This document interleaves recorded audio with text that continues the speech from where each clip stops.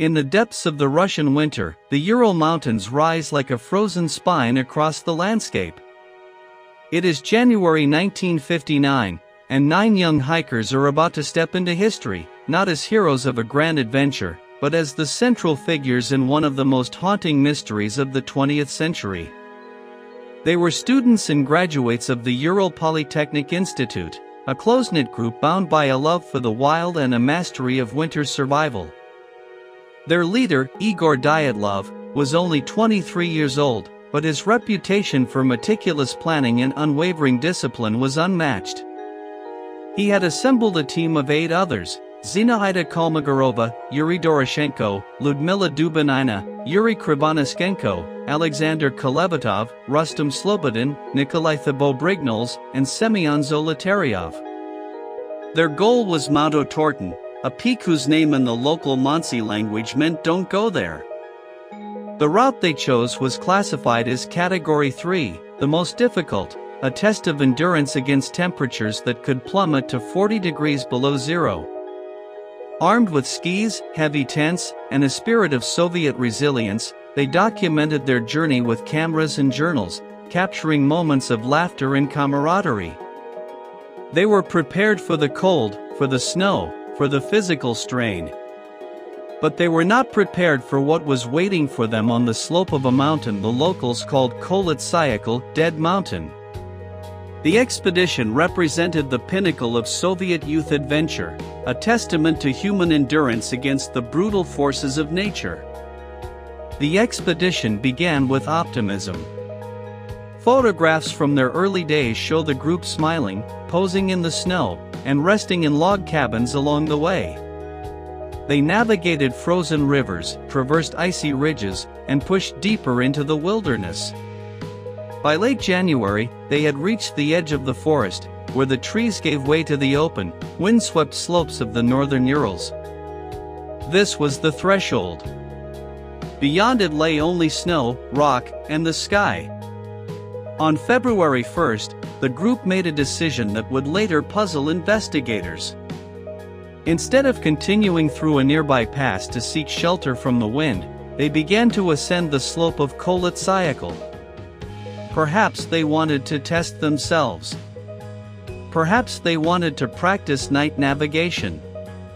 Whatever the reason, as darkness fell, they stopped and pitched their tent halfway up the mountain. It was an exposed position, vulnerable to the elements, but they were experienced. They dug the tent into the snow, secured it, and settled in for the night. The last known image of them alive was taken that evening, a photo of them digging into the slope, creating a platform for their shelter. They had no idea that before dawn, they would be running for their lives into the frozen darkness, leaving everything behind. The wind howled across the exposed ridge as they zipped themselves into their tent, unaware that history was watching. Days passed. Then weeks. By mid-February, the group was supposed to send a telegram from the village of Vizhai, signaling their safe return. When no word came, families and friends initially dismissed it as a delay. Winter in the Urals was brutal, and it was easy to fall behind schedule. But as the days stretched on, anxiety curdled into dread. Authorities finally authorized a search.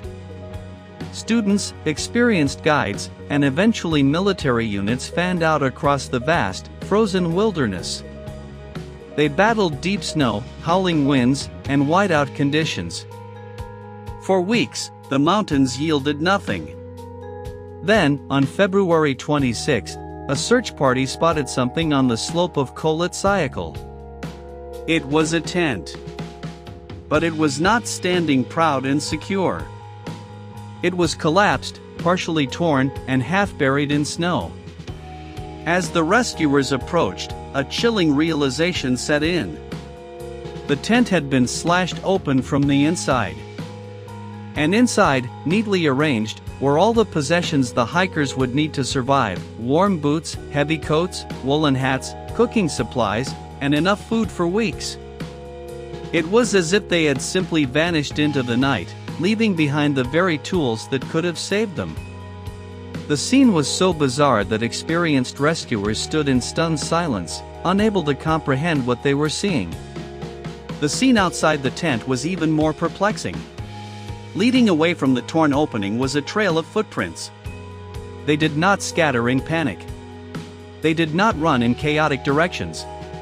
Instead, they marched calmly, deliberately, downhill towards a nearby forest about a mile away. There were 9 sets of tracks, but the details were horrifying. Some footprints showed the clear impression of boots. Others showed only socks. And some showed bare feet, pressed into snow that was cold enough to freeze flesh solid in minutes. The hikers had fled into the Arctic night with almost nothing on their feet. There were no other tracks nearby, no animal prints, no signs of a struggle, no evidence of an intruder. The trail ended at the edge of the forest, near a large cedar tree. And there, the search party made their first grim discovery. Beneath the cedar, lying in the snow, were the bodies of Yuri Doroshenko and Yuri Krivonishenko. They were dressed only in their underwear and light clothing. Near them were the remains of a small fire, long since burned out. It looked as if they had tried to build a shelter from branches, but the cold had claimed them before they could finish. The mystery had only just begun, and it was already defying all logic. As the search continued, investigators began to piece together a sequence of events that defied logic. Between the cedar tree and the tent, hidden in the snow, they found 3 more bodies: Igor Dyatlov, Zinaida Kolmogorova, and Rustam Slobodin. They were scattered along the path back up the slope, as if they had tried to return to the tent after realizing the forest offered no salvation. Dyatlov was found clutching a branch, as if he had been trying to crawl. Slobodin had a mysterious injury to his skull, though his skin showed no external wound. Autopsies later confirmed that all 5 had died from hypothermia. They simply froze to death.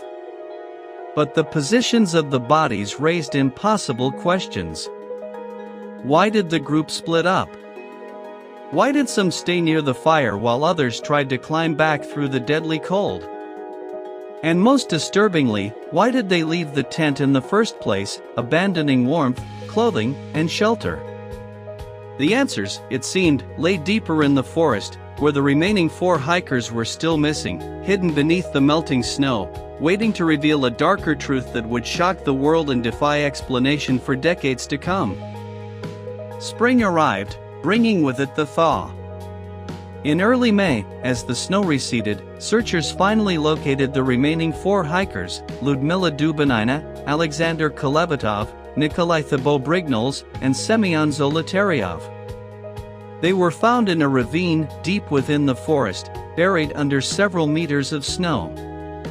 Unlike the others, these 4 were dressed more warmly. Some wore multiple layers, and crucially, some were wearing clothing that had belonged to Doroshenko and Krivonishenko, the first 2 victims found at the cedar tree. This suggested a desperate, organized attempt to survive. Someone had gone back to the cedar, stripped the dead of their clothes, and brought them to the ravine. But the condition of these bodies was unlike anything the investigators had ever seen. Dubinina was missing her tongue and parts of her mouth. Thibault-Brignoles had severe fractures to his skull. Kolevatov and Zolotaryov had broken ribs, with fractures so violent that they had crushed bone inward. And yet, there were no external injuries. No cuts, no bruises, no signs of impact. The force required to cause such trauma was immense, equivalent to a high-speed car crash. But in this remote, silent ravine, there were no cars, no falling rocks, no evidence of any collision. The mystery had just become infinitely more terrifying, and the investigators were left with more questions than answers. The official investigation, led by prosecutor Lev Ivanov, was swift and baffled. Without any clear explanation, the Soviet authorities concluded that the deaths were caused by a compelling natural force. It was a phrase designed to close the case, but it satisfied no one. The files were classified, the region was sealed off, and the families of the hikers were left with nothing but grief and suspicion. rumors began to circulate. Had they stumbled upon a secret military test? Some pointed to reports of orange spheres seen in the sky over the Urals that night. Had they been exposed to radiation? Later tests on some clothing showed slight traces of contamination. Others whispered of a secret indigenous tribe attacking the camp, or even Yeti. The absence of answers gave birth to 1,000 theories. But the official investigation remained stubbornly silent, leaving the Dyatlov Pass incident to fester in the public imagination as a Cold War enigma, a story of 9 people who walked into a snowstorm and never came out, their final moments locked in a frozen cipher that would haunt generations of researchers and thrill-seekers alike. Over the decades, the mystery only grew. Armchair detectives, scientists, and journalists proposed every conceivable explanation. Some suggested an avalanche, a sudden slab of snow sliding down the mountain, forcing the hikers to cut their way out and flee. But the terrain was not steep enough for a traditional avalanche, and the footprints showed no sign of panic.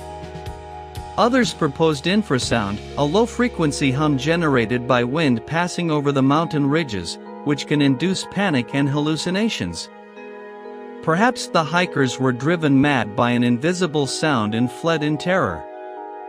Still others pointed to katabatic winds, vicious downhill gusts that could have battered the tent and created a vortex of cold. But none of these theories fully explained the internal injuries, the missing tongue, or the strange orange lights reported by other expeditions in the area. The story became a cultural phenomenon, inspiring books, documentaries, and endless forum debates. It was the perfect unsolved mystery: 9 bodies, a torn tent, and a mountain that seemed to guard its secrets with a jealous, frozen grip, refusing to yield the truth no matter how many times it was asked. In 2019, a team of Swiss scientists and Russian researchers reopened the case using modern technology. They conducted extensive computer simulations and snow science analysis. Their conclusion, published in 2021, pointed to a specific type of avalanche known as a slab avalanche. They argued that a small section of snow could have broken loose from the slope above the tent, sliding down with enough force to pin the hikers inside. In a panic, they slashed the tent open and fled downhill to escape. But the theory hit a wall when it came to the injuries of the 4 bodies in the ravine. The scientists proposed that the victims, seeking shelter, had crawled into the ravine only to have a block of snow fall on them while they slept, crushing them. But skeptics pointed out that the injuries were inconsistent with the snow compression, and the position of the bodies suggested they had been arranged, not crushed. The debate continues, with each new study peeling back a layer of the mystery, only to reveal another, deeper question beneath. Science and speculation remain locked in an endless dance around the truth. Perhaps the most haunting aspect of the Dyatlov Pass incident is not the conspiracy, but the humanity. These were not reckless thrill seekers. They were trained, disciplined, and experienced. And yet, under the pressure of extreme cold, darkness, and fear, their training faltered. Hypothermia does not just kill, it confuses. It makes the brain shut down, leading to paradoxical undressing, where victims feel burning hot and strip off their clothes. It impairs judgment, making rational thought impossible. The hikers who fled the tent likely did so in a state of terror, driven by something they could not understand. Once separated, their chances of survival plummeted. The group at the fire made a logical choice to stay put. Those who tried to return to the tent made another logical choice. But logic, in the face of such overwhelming force, was not enough. Their story is a stark reminder of the limits of human endurance, a testament to how quickly preparation can be undone by the raw, indifferent power of nature. They were not victims of monsters or spies. They were victims of the mountain, and of the cold, and of the darkness that lives within all wilderness.